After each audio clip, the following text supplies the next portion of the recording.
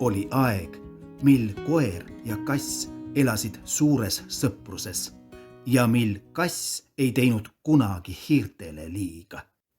Juhtusid nad vahel sahvris või aidas kokku saama, istusid maha ja puhusid kaua aega tublit juttu uuematest külauudistest. Ja tähtsamate sündmuste puhul käidi vastamisi külas. Kass jõi kanget koduõlut koera juures varrudel. Hiired kõpsutasid oma hiiretantsu kassi noorema tütre pulmapeol.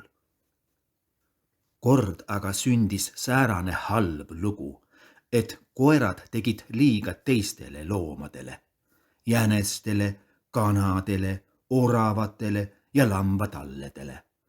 Sellepärast tõsteti nende vastu metsaisa juures raskes süüdistus.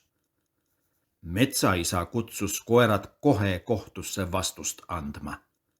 Koerad ei puigelnud vastu, ajasid rinna õieli ja läksid. Nad püüdsid aga oma süüd igal viisil maha salata ning vabandasid end sellega, et nende rahvast olevat tabanud kange näljahäda. Kuid metsaisa leidis nad ometi süüdi olevat ja lubas neile edaspidi toiduks ainult neid loomi, kes ise maha langevad. Koerad palusid kohtuotsusest ärakirja ja saidki selle. Arutasid, kuhu tähtis tunnistust panna. Otsustasid viimaks, et selle peab enda kätte hoiule võtma usin ja hoolas karjakrants. Karjakrantsil polnud selle vastu midagi, võttiski paberi hoiule. Tal oli aga säärase tähtsa tunnistusega hirmus raske mööda põlde ja niite ringi joosta. Sellepärast läks ta oma vana sõbra kassi juurde ning ütles. Sina, nurnina, mängid rohkem kodust perenaist. Ole lahke ja valva ise kutsade tunnistust.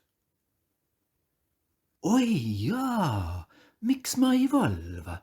Valvan küll, vastas kass lahkelt, võttis tähtsa paberi ja viis selle kohe varjule ahju peale.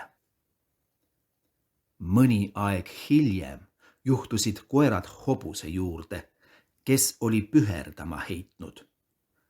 Pikemalt aru pidamata kargasid nad naabri kallale, murdsid ta ära. Sõid kõhud täis, käisid ringi nagu õiged mehed kunagi. Metsaisale aga esitati jälle kaebus. Koerad ei pea seadust. Koerad on uuesti keelust üle astunud. Metsaisa oli kuuldu üle väga pahane ja lubas koeri karmilt karistada. Jälle kutsuti koerad kohtusse vastust andma. Ega nad ei puigelnud kõrvale selgi korral, ajasid rinna õieli ja läksid. Kohtus seletasid nad aga suureliselt, et mitte keegi ei saavat neile midagi teha. Nad olevat talitanud täpi pealt nõnda, nagu neile metsaisa enda poolt esimese kohtus käimise ajal lubati. Mis ise maha langeb, on nende toit.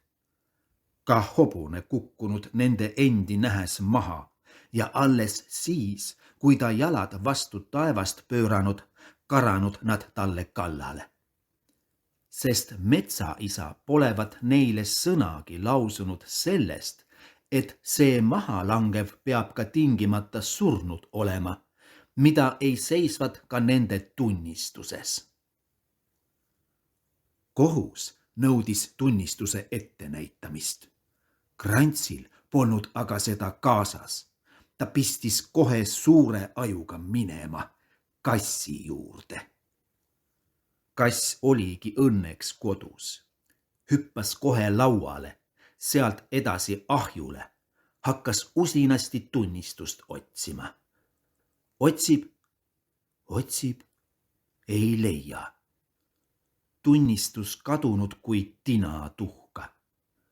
sest oli juhtunud nimelt hirmus õnnetus. Hiired olid vahepeal ahjule hiilinud, tunnistuse puruks närinud ja tükid pesasse poegade külje alla tassinud. See lugu ajas kassi hiirte peale vihaseks. Ta hakkas neid murdma ja murrab tänapäevani. Krants vihastas omakorda kassi peale ega ole sellega veel senigi ära leppinud. Kus iganes saab, seal kiisule kurjalt kallale kargab.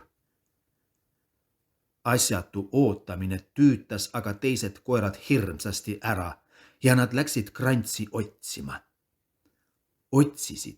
Otsisid ja otsivad ikka veel. Kui sa juhtud nägema tänaval 2 koera, siis pane tähele, kuidas nad kohe teineteise juurde jooksevad, vaatama, kas Krants oma tunnistusega on juba lagedale ilmunud.